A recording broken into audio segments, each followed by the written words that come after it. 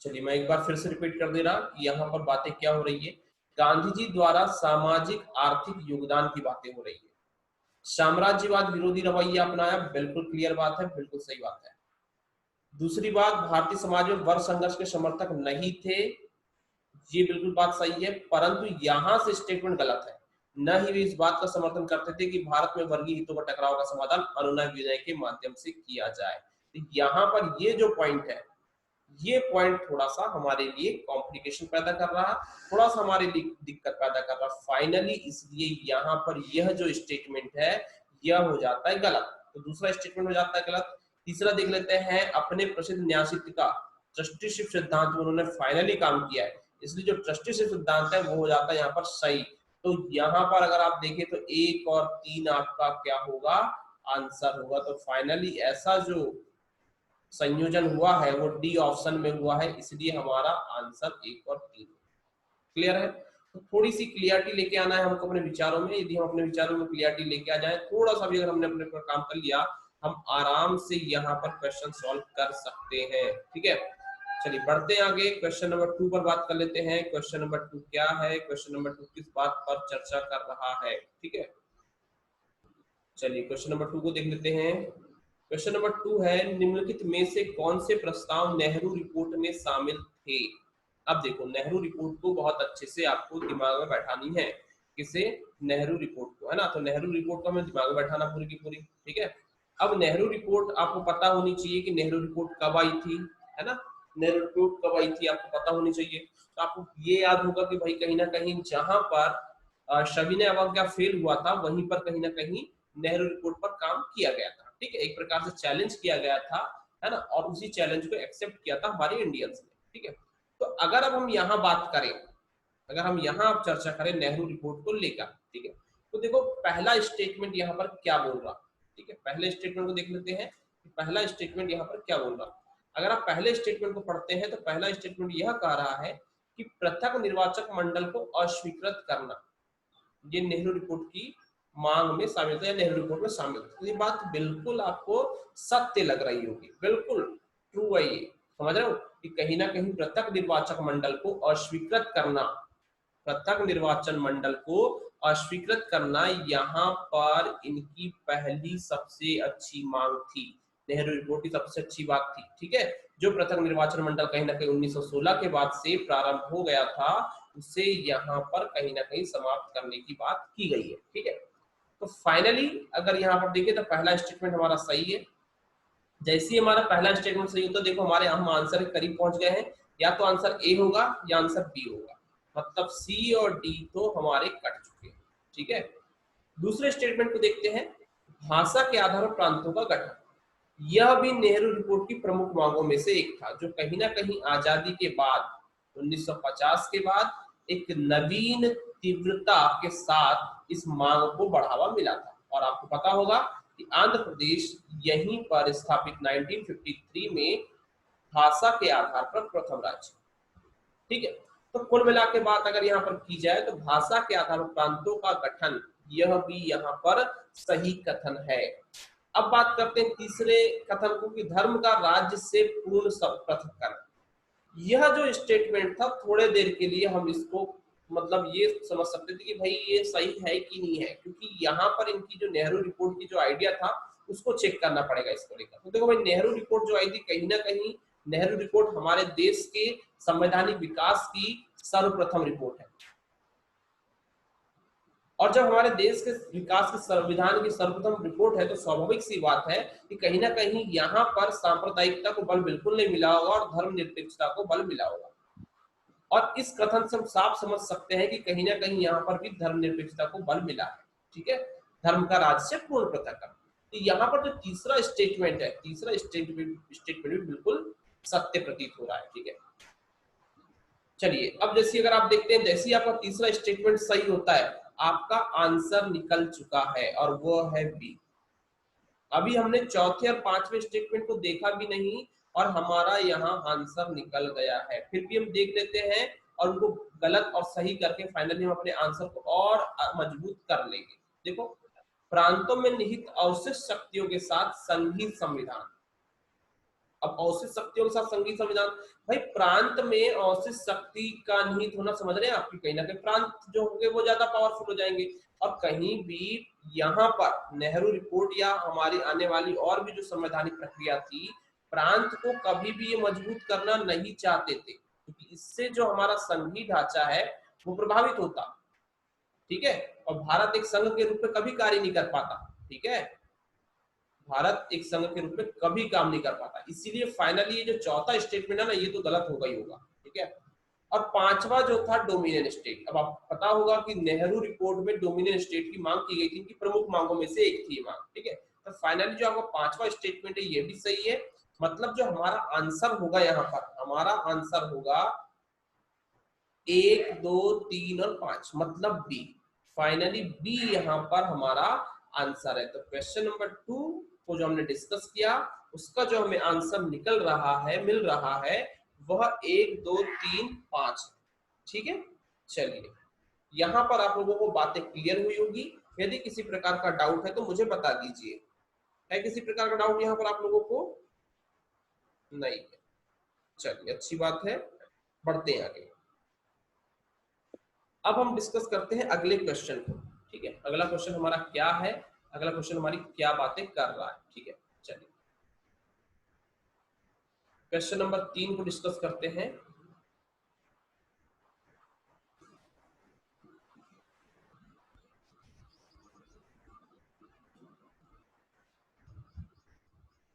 चलिए ये रहा क्वेश्चन नंबर 3।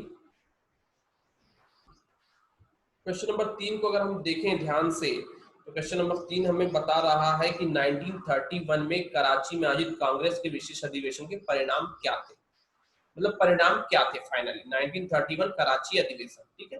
अगर हम थोड़ी बात कर रहे कराची अधिवेशन को लेकर तो हमने चर्चा किया है कि कराची अधिवेशन सरदार वल्लभ भाई पटेल की अध्यक्षता में, है ना, सरदार वल्लभ भाई पटेल की अध्यक्षता में आयोजित हुआ था, है ना।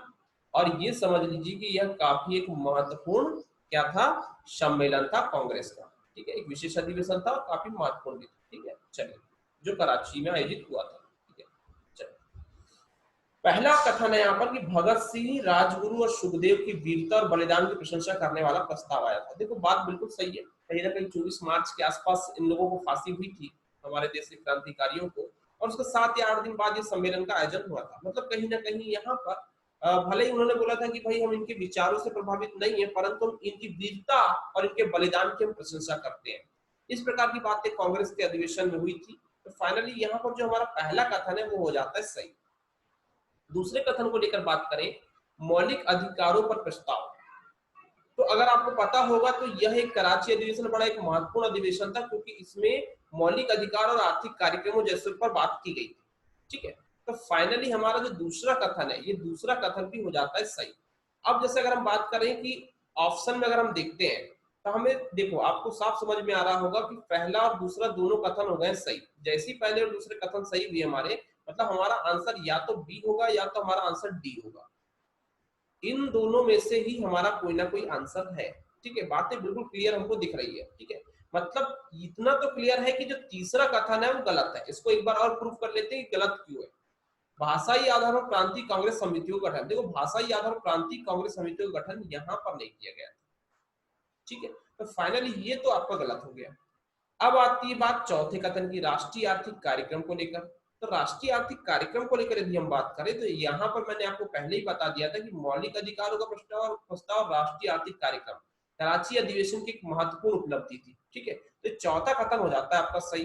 तो फाइनली हमारा ये डी कट जाएगा और फाइनली आंसर हमारा होगा बी, 1, 2 और 4, मतलब भगत सिंह राजगुरु वाला कथन, मौलिक अधिकारों का प्रस्ताव और राष्ट्रीय आर्थिक कार्यक्रम, कहीं ना कहीं ये कांग्रेस के कराची अधिवेशन की महत्वपूर्ण उपलब्धि थी, ठीक है।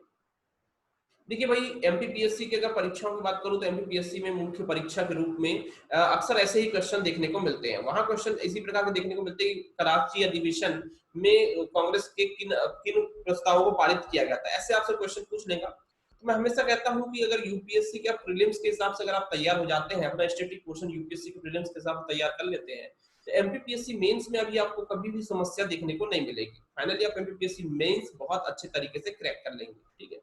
रही बात कुछ फैक्चुअल डाटा की, तो उसको आप कवर कर सकते हैं पीटी के हिसाब से। बाकी अन्यथा आप ये समझ लीजिए कि अगर आप यूपीएससी पीटी के अकॉर्डिंग अगर आप तैयार हो गए तो आप आराम से एमपीएससी मेंस को क्रैक कर सकते हैं। ठीक है, चलिए बढ़ते आगे क्वेश्चन नंबर 4 के साथ। क्वेश्चन नंबर 4 हमारा यहाँ पर क्या कह रहा है, क्या चर्चा है, क्या डिस्कशन है, यह हम डिस्कस कर लेते हैं जल्दी से।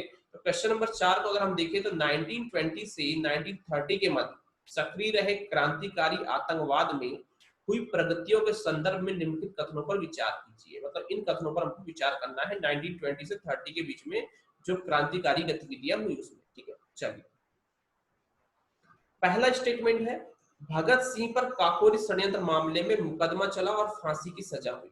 किस पर? भगत सिंह पर। अब अगर मैं बात करूं तो काकोरी षड्यंत्र में भगत सिंह तो शामिल थे ही नहीं। ठीक है, इसमें कहीं ना कहीं अगर मैं बात करूं राम प्रसाद बिस्मिल, अशफाक उल्ला खान, है ना, मतलब इस प्रकार के कहीं ना कहीं लोग शामिल थे। चंद्रशेखर आजाद ये लोग शामिल थे। भगत सिंह बिल्कुल भी शामिल नहीं थे। तो ये पहला स्टेटमेंट यहाँ पर हो जाता है गलत। और जैसे ही हमारा पहला स्टेटमेंट गलत होता है तो देखिए हमारा आंसर निकल चुका है केवल 2। देख रहे हैं आप यूपीएससी पीटी भी कितना सही है, कितना अच्छा है। अगर आपको थोड़ा सा भी अगर नॉलेज है आप आराम से पीटी निकाल सकते हैं। इसके अलावा आपको जो कवर करना होगा करंट अफेयर्स। मतलब एलिमिनेशन मेथड ऐसी है कि अगर आप थोड़ा सा भी लॉजिक रखते हो, यूपीएससी भी यही चाहता है कि अगर आप एक लॉजिकल बंदा उनको मिलता है वो आराम से उसको अंदर लेने की कोशिश करेंगे। ठीक है, अब दूसरे और तीसरे कथन को देख लेते हैं फाइनली हम।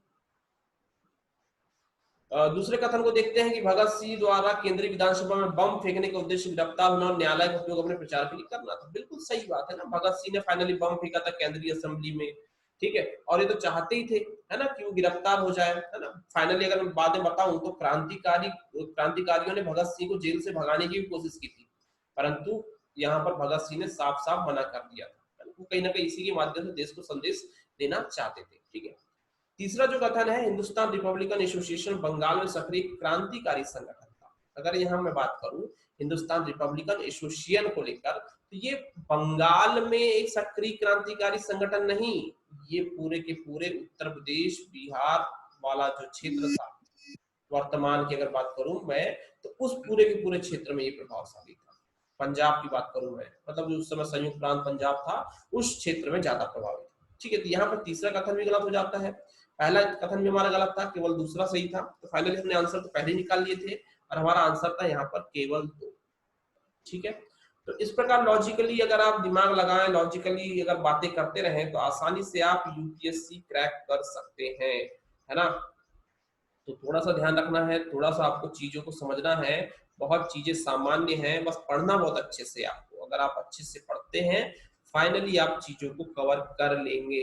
ठीक है, चलिए क्वेश्चन नंबर 5 पर आते हैं। क्वेश्चन नंबर 5 है जिन्ना द्वारा सुझाए गए संशोधनों के नेहरू रिपोर्ट में शामिल नहीं किए जाने पर उन्होंने 14 सूत्री मांगे पेश की। निम्नलिखित में से कौन सा इन 14 सूत्री मांगों में शामिल नहीं था? मतलब हमें यहाँ पर जिन्ना की जो 14 सूत्री मांगे थी उसमें डिस्कस करना है कि कौन सी 14 सूत्री मांगों में शामिल नहीं था। ठीक है, सबसे पहला स्टेटमेंट है कि केंद्रीय विधानसभा में मुस्लिमों के लिए एक तिहाई। देखो सॉल्व करने के लिए मैं एक और तरीका बता रहा हूँ कि है या नहीं है। मतलब क्वेश्चन ने हाँ पूछा है कि ना पूछा है, पहले उसको आप अंडरलाइन कर लीजिएगा और कीवर्ड्स यहां से भी निकालने की कोशिश कीजिए, जैसे जिन्ना। ठीक है, 14 सूत्री मांग, तो जिन्ना की जो 14 सूत्री मांगे थी आपको यहाँ से कहीं ना कहीं आपको बातें पता होनी चाहिए। ठीक है, अरे नहीं, 3 शब्द यहाँ पर है जो कहीं ना कहीं हमारे कीवर्ड्स की भूमिका निभा रहे हैं, कीवर्ड्स का रोल प्ले कर रहे हैं। अगर हम इन 3 वर्ड्स को समझ जाएंगे तो आराम से हम क्वेश्चन को सॉल्व कर लेते हैं। देखो केंद्रीय विधानसभा में मुस्लिमों के लिए एक तिहाई प्रतिनिधित्व, बिल्कुल इनकी यह मांग तो बहुत जोर से तरीके से चल रही थी, है ना कहीं मुस्लिमों के हितों को सुनिश्चित करने के लिए इन्होंने एक तिहाई प्रतिनिधित्व की बात की थी। ठीक है, चलिए प्रांतीय स्वायत्तता, मैंने आपको बताया कहीं ना कहीं फेडरल सिस्टम चाहते थे जहां प्रांत स्वायत्त रहे, है ना। तो यहाँ पर यह जो स्टेटमेंट है यह भी सही है। औचित्य शक्तियां प्रांतों को प्रदान करने वाला संघीय संविधान, ये अभी हमने चर्चा किया, कहीं ना कहीं औचित्य शक्तियां प्रांतों को प्रदान करना चाहते थे क्योंकि प्रांत के ऊपर वो केंद्र का नियंत्रण नहीं चाहते थे। ठीक है, क्योंकि केंद्र में कहीं ना कहीं कांग्रेस का नियंत्रण प्रभावशाली होता, वो यह बात बहुत अच्छे से जानते थे उस समय। ठीक है, चलिए चौथा जो बिंदु है पृथक निर्वाचन मंडल के स्थान पर मुस्लिमों के लिए आरक्षण सहित संयुक्त निर्वाचन मंडल, ऐसा तो हो नहीं सकता था। तो पृथक निर्वाचक मंडल तो उनकी एक बड़ी मांग थी, है ना। तो ये यहाँ पर जो कथन गलत है, ये कहीं ना कहीं जो आरक्षण सहित संयुक्त निर्वाचक मंडल है वह दिल्ली घोषणा पत्र की बात है या दिल्ली समझौते की बात है। तो हाँ सर, मतलब सर उन्होंने मतलब ऐसा रखे थे पृथक निर्वाचन मंडल भी हो और अगर वो चाहे तो आरक्षण सहित संयुक्त निर्वाचन मंडल भी हो। बिल्कुल, तो यहाँ पर यह जो आपका डी वाला स्टेटमेंट है ये हो जाता है गलत। फाइनली हमें नहीं पूछ रहा है, कौन सा 14 सूत्री मांग में शामिल नहीं है, तो फाइनली हमारा यहाँ डी होगा आंसर। क्लियर है? चलिए, मतलब आपको यहाँ पर चीजें समझ में आई होगी 14 सूत्री मांगों को लेकर। अब देखो, अब मैं आपको बता रहा हूँ यहाँ एमपीपीएससी मेंस को लेकर। एमपीपीएससी मेंस में पूछेगा कि जिन्ना की 14 सूत्री मांगों को समझाइए। अब 3 बिंदु तो आपको यही मिल गए ना, 3 बिंदु तो आपको यही मिल गए, और इन 3 बिंदुओं का प्रयोग करके आप अच्छा खासा आंसर लिख सकते हैं। क्लियर है? तो ये यही तो कहीं ना कहीं आपके विचारों में एक क्लियरिटी लाएगा। आपका क्वेश्चन जो हम क्वेश्चन सॉल्व कर रहे हैं, ये कहीं ना कहीं क्लियरिटी लाएंगे आपके माइंड में, और इस बात को समझना होगा। अगर इस बात को आप नहीं समझेंगे तो काफी तकलीफ हो जाएंगी आपके साथ में। और अभी आप देख रहे होंगे, चाहे आपको किसी भी टॉपर्स के वीडियो देख लीजिए, तब आपको यही बताएंगे कि क्वेश्चन सॉल्व करना बहुत ज्यादा इंपॉर्टेंट है। क्वेश्चन सॉल्व करना आप ये समझ लीजिए कि काफी महत्वपूर्ण है। आगे बढ़ते हैं। अगला जो क्वेश्चन है, क्वेश्चन नंबर 6 है, 1929 के लाहौर अधिवेशन में पूर्ण स्वराज को कांग्रेस का लक्ष्य घोषित किया गया। 1921 की बात हो रही है। 1921 लाहौर अधिवेशन, पूर्ण स्वराज कांग्रेस का लक्ष्य, है ना, जिसके अध्यक्ष जवाहरलाल नेहरू थे, जो हमारे देश के प्रथम प्रधानमंत्री बने। कहीं ना कहीं इसी डेट को स्पेशल मानकर 26 जनवरी 1930 को फाइनली तिरंगा झंडा फहराया गया, और वही 26 जनवरी को कहीं ना कहीं हमारे यहाँ पर गणतंत्र दिवस और हमारे संविधान को स्वीकार कर गणतंत्र दिवस मनाया गया। ठीक है, तो ये पूरी की पूरी कहानी है लाहौर अधिवेशन की। यहाँ पर पूर्ण स्वराज की बातें की गई थी। अब पूर्ण स्वराज का लक्ष्य घोषित क्यों किया गया, ये किसका रिएक्शन था, किसकी प्रतिक्रिया थी? रिएक्शन समझना है आपको। एक्शन क्या हुआ था, तो रिएक्शन ये हुआ। तो एक्शन क्या? साइमन कमीशन के विरुद्ध विरोध प्रदर्शनों का क्रूरतापूर्वक दमन। केवल इस बात से ही यहाँ पर हम ये नहीं कह सकते हैं कि इसके कारण ही रिएक्शन हुआ है, इसके कारण ही कहीं ना कहीं लाहौर अधिवेशन हुआ, ये कहीं ना कहीं बात जम नहीं रही है। दूसरे अगर कथन को देखूं तो लॉर्ड बर्केनहेड का यह बयान देना कि भारतीय स्वशासन की योग्य नहीं है। देखिए, स्वशासन की योग्य नहीं है, इसको लेकर पूर्ण स्वराज की बातें होना असंभव थी, ऐसा भी नहीं हो सकता था। तीसरा जो कथन है, प्रथम गोलमेज सम्मेलन में कांग्रेस को बहुमत का प्रतिनिधि नहीं माना जाना। प्रथम गोलमेज सम्मेलन में कांग्रेस ने पार्टिसिपेट ही नहीं किया था, है ना, कहीं ना कहीं प्रथम गोलमेज सम्मेलन में कांग्रेस ने विरोध किया था। तो अगर हम देखें तो यहाँ पर ये तीनों कथन हमें ऐसे नहीं लग रहे हैं जो प्रभावशाली होंगे। चौथे कथन को देखते हैं, नेहरू रिपोर्ट की मांग के अनुसार भारत को डोमिनियन स्टेट का दर्जा नहीं दिया जाना।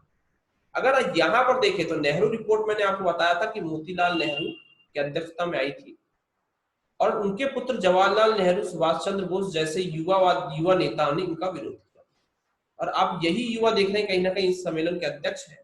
तो फाइनली यहाँ पर जो पूर्ण स्वराज का लक्ष्य प्राप्त करने की जो बात की जा रही है, वो कहीं ना कहीं नेहरू रिपोर्ट का रिएक्शन है, नेहरू रिपोर्ट की प्रतिक्रिया है।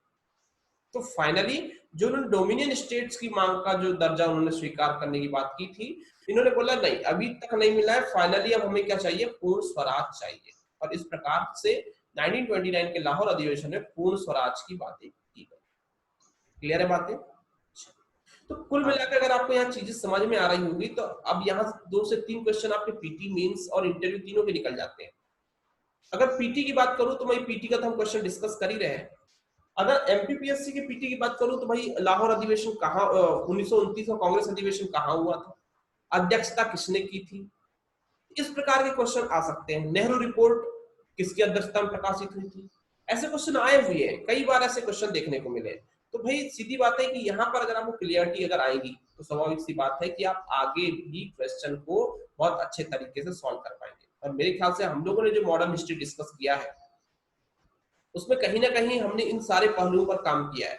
हमने हर बात को बहुत एनालिटिकल वे में समझा है, बहुत अच्छे तरीके से समझने की कोशिश की है, और फाइनली उसमें हमें बहुत अच्छी सफलता भी मिली है। ठीक है, कुल मिला के बातें अगर अगर करें तो यह क्वेश्चन पेपर के साथ हम उसका रिवीजन ही कर रहे हैं, उस जो हमने पूरा का पूरा मॉड्यूल समझा है। ठीक है, क्वेश्चन नंबर 7 को देखते हैं। क्वेश्चन नंबर 7 आ रहा है सविनय अवज्ञा आंदोलन के संदर्भ में। सविनय अवज्ञा आंदोलन के संदर्भ में यहाँ पर क्वेश्चन किया गया है। डिस्कस करते हैं क्वेश्चन नंबर 7। क्वेश्चन नंबर 7 की बात करें, गांधी जी ने, पहला स्टेटमेंट है, गांधी जी ने सविनय अवज्ञा आंदोलन ब्रिटिश सरकार द्वारा उनकी 11 सूत्री मांगों, मतलब जो ब्रिटिश सरकार के से जो 11 सूत्री मांगों की बात की थी गांधी जी ने, उनको लेकर यहाँ सविनय अवज्ञा आंदोलन कहा जा रहा है कि कहीं ना कहीं सविनय अवज्ञा आंदोलन करने से पहले गांधी जी ने इस प्रकार की मांग की थी। तो अगर हम बात करें तो वास्तव में अगर हम देखें तो कहीं ना कहीं गांधी ने यहाँ पर सविनय अवज्ञा आंदोलन प्रारंभ करने से पहले 11 सूत्री मांग रखी थी और उन्होंने कहा था कि यदि आप नहीं मानते हो तो फिर मैं सविनय अवज्ञा करूंगा। ठीक है, तो भाई ये हमको स्टेटमेंट चेक करने हैं और हमको इनमें से चेक करना है कि कौन से सही है। ठीक है, ये इस पर हमेशा अंडरलाइन किया करें ताकि आपको किसी प्रकार का आपको मिस ना हो जाए क्वेश्चन सॉल्व करते। ठीक है, चलिए, तो सविनय अवज्ञा आंदोलन ब्रिटिश सरकार द्वारा उनकी 11 सूत्री मांगों की अस्वीकृति के विरोध में शुरू किया गया था। बिल्कुल सत्य कथन है, यहाँ पर बिल्कुल सही बात है। ठीक है, यहाँ पर हमारा जो पहला कथन है बिल्कुल सही होता है और जैसे ही पहला कथन हमारा सही होता है, देखिए हमारे हम आंसर के काफी करीब पहुंच गए हैं, ए और बी, मतलब फाइनली हमें पता हो गया कि अब सी और डी तो हमारा आंसर नहीं होगा।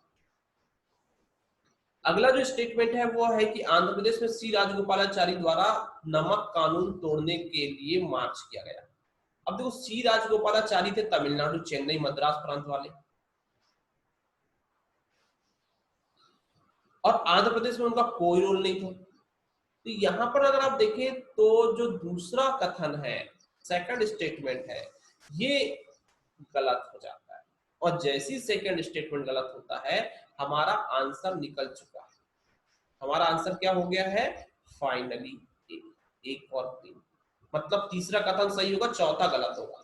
मतलब इनको हम प्रूफ कर सकते हैं। देखो कैसे, इस दौरान बिहार में चौकीदारी कर न अदा करने का अभियान चलाया गया। बिल्कुल सही बात है, चौकीदारी कर न अदा करने का, भू राजस्व कर को लेकर ही बात की गई। तो फाइनली यहाँ पर तीसरा जो कथन है वो हो जाता है सही। चौथा कथन को देखते हैं, असहयोग आंदोलन की अपेक्षा सविनय अवज्ञा आंदोलन में मुस्लिमों की भागीदारी अधिक थी। ये उल्टा हो गया है। असहयोग आंदोलन कहीं ना कहीं खिलाफत आंदोलन के करीब था। खिलाफत आंदोलन के साथ में ही कहीं ना कहीं असहयोग आंदोलन शुरू हुआ था। खिलाफत आपको पता है कहीं ना कहीं तुर्की के खलीफा को पद से हटाने के खिलाफ में कहीं ना कहीं भारत के मुस्लिम वर्ग ने आंदोलन किया था। तो यहाँ पर मुस्लिम वर्ग का प्रतिनिधित्व ज्यादा था, सविनय अवज्ञा में मुस्लिम वर्ग ने भाग नहीं लिया था। तो फाइनली चौथा स्टेटमेंट भी यहाँ पर गलत हो जाता है। तो फाइनली पहला और तीसरा यहाँ पर हमें सही मिल रहा है, इसलिए इसका जो आंसर होगा वह होगा 1 और 3। ठीक है, देखिए हमने कैसे हमारा आंसर निकाल लिया था। हमारा आंसर काफी दो स्टेटमेंट पढ़ने से ही हमारा आंसर निकल गया था। तो अगर आप देखें तो एक मोटी मोटी बात आपको समझ में आ रही होगी, अगर 4 स्टेटमेंट वाला क्वेश्चन है, उन 4 स्टेटमेंट अगर 2 स्टेटमेंट आपको बहुत अच्छे मजबूत पता है तो आपका आंसर निकल जाएगा। 3 स्टेटमेंट वाला क्वेश्चन है तो वहां पर आपको 2 स्टेटमेंट अगर बहुत मजबूत पता है तो आपका आंसर निकल जाएगा। और अगर 2 स्टेटमेंट वाला क्वेश्चन है वहां पर आपको दोनों स्टेटमेंट मजबूती से पता होना चाहिए, तब आपका आंसर निकलेगा। मतलब बात क्लियर हो रही कि 4 स्टेटमेंट वाले जो क्वेश्चन है वो 4 स्टेटमेंट वाले क्वेश्चन ज्यादा सरल होते हैं। समझ रहे हैं? घबराना नहीं हमको, यहीं पर हमको यह ध्यान रखना है कि 4 स्टेटमेंट वाले जो क्वेश्चन होते हैं वो ज्यादा सरल होते हैं। ये बात बिल्कुल क्लियर आपको समझ में आ रही होगी। ठीक है, चलिए बढ़ते आगे क्वेश्चन नंबर 8 के साथ। अगला जो क्वेश्चन है हमारा, तो फाइनली बात तो भाई समझ में आ रही होगी कि अगर क्वेश्चन प्रैक्टिस करते रहे हम तो हम इस समस्या और इस पूरी की पूरी समस्या ना कहें, एक तो अपॉर्चुनिटी कहें, यूपीएससी को हम क्रैक कर सकते हैं, है ना।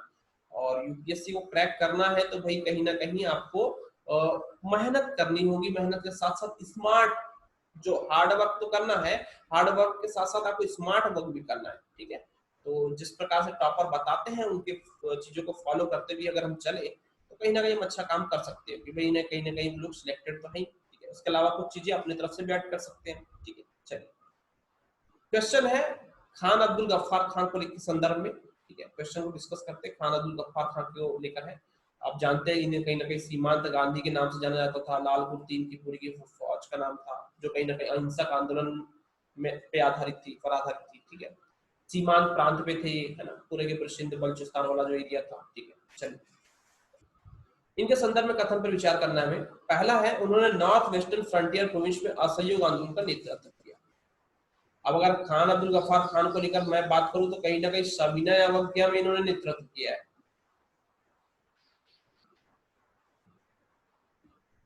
खान अब्दुल गफ्फार खान ने तो यहाँ भैया असहयोग आंदोलन में तो इनका कोई रोल ही नहीं था। तो पहला स्टेटमेंट तो गलत हो गया। जैसे ही पहला स्टेटमेंट गलत हो, देखो हमारा आंसर निकल गया। ए गलत, सी गलत, डी गलत, आंसर मिल गया 2। देख रहे हैं, 3 स्टेटमेंट कितनी सरलता हो जाती है, एक स्टेटमेंट से भी आंसर निकल जाता है और दूसरे स्टेटमेंट से परिपक्वता आ जाती है और तीसरे स्टेटमेंट फाइनली 100% हम श्योर हो जाते हैं। समझ रहे हैं? तो देखो, असहयोग आंदोलन में नहीं, सविनय अवज्ञा में पार्टिसिपेट किया था खान अब्दुल गफ्फार खान ने।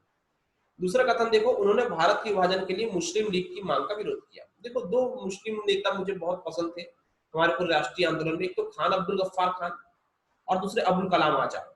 कहीं ना कहीं दोनों ने मुस्लिम तुष्टीकरण की नीति का पालन तो नहीं किया। ठीक है, तो यहां पर अगर मैं बात करूं तो जो दूसरा स्टेटमेंट है, सेकंड जो कथन, वह हो जाता है हमारा सही। और जैसे ही हमारा सेकंड सही होता है तो फिर हमारा आंसर और परिपक्व हो रहा है, बी। ठीक है, तीसरे को और पढ़ लेते हैं और मजबूत करेंगे अपने आंसर को। उन्होंने खुदाई खिदमतगार नामक स्वयं सेवकों का संगठन बनाया, जिसे लोकप्रिय रूप से लाल कुर्ती के नाम से जाना जाता था। यह संगठन सरकारी अधिकारियों और पुलिस पर हिंसक हमलों में शामिल था। खुदाई खिदमतगार नामक स्वयं सेवकों का संगठन, बिल्कुल सही बात है। लाल कुर्ती के नाम जाना था तो ये भी बिल्कुल सही है।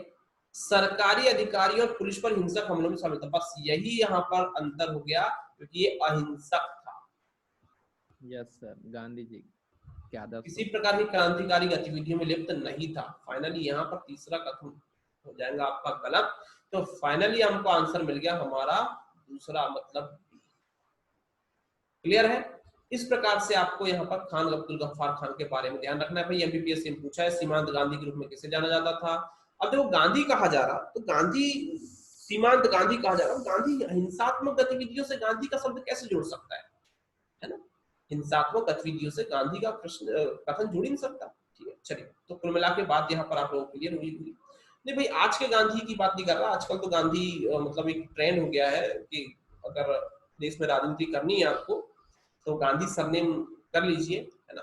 आजकल तो मैं एक रेहान वेहान भी कोई गांधी सुन रहा हूँ, है ना, वो अलग ही बिल्कुल माहौल में चल रहे हैं, है ना। रेहान गांधी सुन रहा हूँ, मतलब वही कहीं ना कहीं उनका भी, जैसे राग दरबारी में कथन था ना श्रीलाल शुक्ल जी का कि वे तो पैदाइशी नेता थे, ये वही तो पैदाइशी नेता है क्योंकि उनके पिताजी भी तो नेता है। समझ रहे हैं? तो बस बातें ऐसी समझ लीजिए, कहीं ना कहीं हमारे यहाँ पर जो वंशवाद की राजनीति चल रही है लगातार जो देखने को मिल रहा है, शायद वही है वंशवाद। ठीक है, चलिए क्वेश्चन नंबर 9 को सॉल्व करते हैं। क्वेश्चन नंबर 9 यहाँ पर क्या बता रहा है हमें। क्वेश्चन नंबर 9 को अगर हम देखें, 1931 के कांग्रेस के कराची अधिवेशन के संदर्भ में निम्नलिखित कथनों पर विचार कीजिए। मतलब फिर से 1931 के कराची अधिवेशन से सवाल है और फिर से हमें इसको सॉल्व करना है। देखो भाई कितना इंपॉर्टेंट है कराची अधिवेशन। पहला स्टेटमेंट है कि पूर्ण स्वराज को पहली बार कांग्रेस के लक्ष्य के रूप में परिभाषित किया गया। भाई पूर्ण स्वराज तो हम पहली बात कर चुके हैं, 1929 लाहौर अधिवेशन। तो ये तो बिल्कुल हो गया गलत, है ना, क्योंकि कराची अधिवेशन वल्लभ भाई पटेल के नेतृत्व में और लाहौर अधिवेशन पंडित जी जवाहरलाल नेहरू के नेतृत्व में। ठीक है, पंडित जी के नेतृत्व में। तो पहला स्टेटमेंट तो गलत हो गया ना हमारा, और जैसे ही हमारा पहला स्टेटमेंट गलत हुआ तो फाइनली अब हम देखते हैं कि हमारे आंसर के क्या हम करीब पहुंच गए। देखिए हमने 2 हमारे जो ऑप्शन है उसको एलिमिनेट कर दिया। अब हमारे पास ऑप्शन बचा ए या सी। ठीक है, चलिए दूसरे स्टेटमेंट को देखते हैं। मौलिक अधिकारों पर एक, अच्छा दूसरा स्टेटमेंट, ये बात तो क्लियर हो रहा है कि दूसरा स्टेटमेंट बिल्कुल सही है। इतना बड़ा स्टेटमेंट है, मतलब थोड़ा पढ़ने में टाइम भी लगेगा पर सही है। देखो क्योंकि यहाँ पर ए में भी कॉमन दिख रहा है और सी में भी कॉमन दिख रहा है। ठीक है, चलो तो हम तीसरे को पढ़ लेते हैं ताकि हम जल्दी से आंसर निकाल लें। राष्ट्रीय आर्थिक कार्यक्रम पर एक प्रस्ताव पारित किया गया जिसमें किसानों और मजदूरों द्वारा संघ बनाने का अधिकार शामिल है। बिल्कुल सही बात है, मौलिक अधिकार और राष्ट्रीय आर्थिक कार्यक्रम तो इस प्रस्ताव, इस सम्मेलन की एक महत्वपूर्ण उपलब्धियां थी। तो फाइनली तीसरा स्टेटमेंट आपका सही हो जाता है, मतलब हमारा इस क्वेश्चन का आंसर निकल चुका है और वह सी। दूसरे को पढ़कर हम इसको और मजबूत कर लेते हैं। मौलिक अधिकारों पर एक प्रस्ताव स्वीकार किया गया जिसमें निःशुल्क और अनिवार्य प्राथमिक शिक्षा के अधिकार को मौलिक अधिकार के रूप में शामिल किया गया। बिल्कुल सही बात है, मौलिक अधिकार के रूप में निःशुल्क और अनिवार्य शिक्षा को शामिल कर लिया गया था, जो आज हमारे संविधान में शामिल हो चुका है, आर्टिकल 21। ठीक है, तो कुल मिलाकर यहाँ पर जो यह स्टेटमेंट है दूसरा और तीसरा ये सही है। फाइनली हमारा आंसर निकल जा रहा सी। ठीक है, तो ये क्वेश्चन नंबर 9 अगर आपने देखा कराची अधिवेशन, तो कराची अधिवेशन कितना इंपॉर्टेंट है आपको यहाँ पर समझ में भी आया होगा। ठीक है, चलिए तो बढ़ते हैं आगे अगले क्वेश्चन के साथ। क्वेश्चन नंबर 10 है और हमारे इस सेशन का मेरे ख्याल से लास्ट क्वेश्चन होगा। क्वेश्चन है कि प्रांतों में कांग्रेस के 28 माह के शासन 1930 के दशक के आखिरी वर्षों के संदर्भ में निम्नलिखित कथनों पर विचार करना है। मतलब हमें चर्चा करनी है प्रांतों में जो कांग्रेस का 28 माह का जो शासन हुआ था, वास्तव में बहुत बेस्ट शासन किया था उन लोगों ने। ठीक है, 1930 के दशक के आखिरी दशकों में, है ना, तो उसमें भाई ऐसी क्या बातें आ गई थी जिसके कारण मतलब या तो उन्होंने इस्तीफा दिया या उन्होंने किसी प्रकार की जो गतिविधियां की, मतलब कुल मिलाकर हमको 28 माह के शासन के बारे में चर्चा करनी कांग्रेस की। पहला कथन है कि कुछ प्रांतों में जमींदारी प्रणाली का उन्मूलन करके कृषि ढांचे में महत्वपूर्ण परिवर्तन किया गया। जमींदारी प्रणाली का उन्मूलन, कृषि ढांचे महत्वपूर्ण परिवर्तन, भाई पूरा का पूरा अगर आप देखें तो 200 साल का कृषि ढांचा था, इतनी आसानी से उसको समाप्त नहीं किया सकता था या महत्वपूर्ण परिवर्तन नहीं कर सकते थे 28 माह में। मतलब 200 साल की बात है, आप 28 माह में कंप्लीट कर दो। मोदी जी समझ लिया आपने, नहीं नहीं ऐसा नहीं हो सकता। फाइनली ये जो स्टेटमेंट है गलत। ठीक है, मतलब कृषि ढांचे में महत्वपूर्ण परिवर्तन नहीं हुए। चलिए दूसरा जो स्टेटमेंट है, अच्छा हमें देखो यहाँ पे अंडरलाइन कर लेनी कौन सा सही नहीं है, मतलब यह हमारे आंसर में आने वाला है, मतलब एक हमारे आंसर में होगा। ठीक है, तो देखो एक हमारे आंसर में मिल रहा है, मतलब ए में और बी में मिल रहा है हमारा आंसर। ठीक है, दूसरा जो स्टेटमेंट है, भारतीय द्वारा किए गए प्रशासनिक कार्यों से यह मिथक कमजोर पड़ा कि भारतीय लोग शासन करने में सक्षम नहीं है। हाँ, ये कथन सही है और हमें सही नहीं है पता करना है। ये कथन सही है, हमें सही नहीं है पता करना है। ठीक है, तो फाइनली अगर आप देखें तो यहाँ पर हमारा जो क्वेश्चन नंबर 10 है उसमें जो सेकंड स्टेटमेंट है वह फाइनली क्या हो जाता है, गलत। तो ये जो दूसरा है ये क्योंकि सही नहीं है, सही नहीं मतलब सही है, तो यह आंसर में नहीं आएगा। ठीक है, तो कुल मिलाकर अगर हम यहाँ पर देखिए तो क्वेश्चन नंबर जो 10 है उसका जो सेकंड स्टेटमेंट है, ठीक है, तो वह तो सही है, मतलब आंसर में नहीं होगा वो। ठीक है, चलिए तो आंसर में नहीं होगा मतलब दूसरा स्टेटमेंट आंसर में नहीं है, मतलब यहाँ पर जो ए है यह कट चुका है। ठीक है, तो हमारा आंसर निकल गया है 1 और 3। ठीक है, फिर भी हम तीसरे स्टेटमेंट को पढ़कर फाइनली यहाँ पर अपने क्वेश्चन को और मजबूत कर लेंगे, अपने आंसर्स को और मजबूत कर लेंगे। देखो 1939 में कांग्रेस मंत्रियों ने त्याग पत्र दे दिया क्योंकि वे इस कानून पारित एवं लागू करने में विभिन्न समस्याओं का सामना कर रहे थे। नहीं, 1939 में आपको अगर बात करूं मैं तो इन लोगों ने जो इस्तीफा दिया था वो सेकेंड वर्ल्ड वॉर स्टार्ट हो गया था और हमसे बिना पूछे ये लोग